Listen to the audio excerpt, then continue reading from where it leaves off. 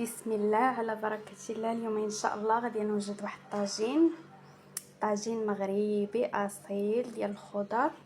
غنحتاج ليه واحد نص كيلو ديال اللحم كيبقى كل واحد وشحال كاين في الدار. كاين اللي كيبغي لحم كتير، كاين اللي الناس كثار، كل واحد والظروف ديالو. المهم انا غندير فيه نص كيلو ديال اللحم، واحد البصله مجنفه، غنحتاج ليه واحد نص حامضه مصيره، واحد مطيشه سوغيز والفلفله بطبيعه الحال، الزيتون مخلط خضر واحمر، ونحتاج ليه 4 البطاطات.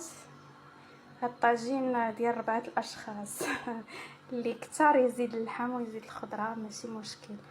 المهم 3 حبات خيزو و3 الحبات قرعه خضراء. نحتاج ليه قزبر ومعدنوس و4 الفصوص ديال الثومه.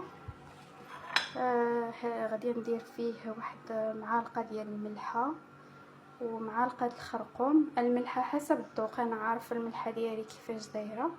البزار نص معلقه حيت غادي نضيف من بعد البزار فوق الخضره، وسكينجبير بطبيعه الحال ما عرفتش واش قلتو.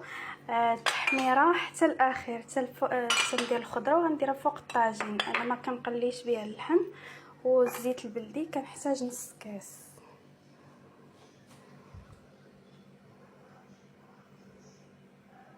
بسم الله على بركه الله. غنبدا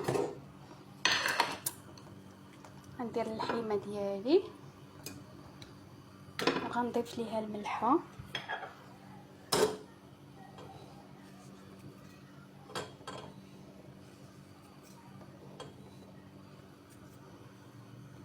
غنضيف واحد شويه الماء.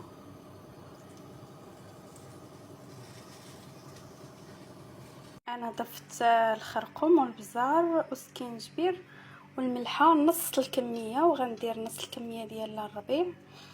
غنصد عليه شويه بين ما تخلط الطياب، عاد نضيف الزيت.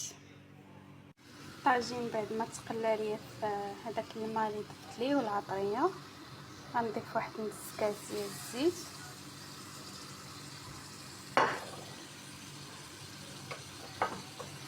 غنضيف خيزو ديالي في الجنب.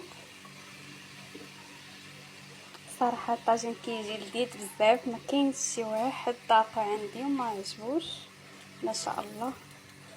قلت علاش لا نشارك معكم. فايت لي تلوحو بلا مقادير. صراحه كلشي كيعرف يطيب.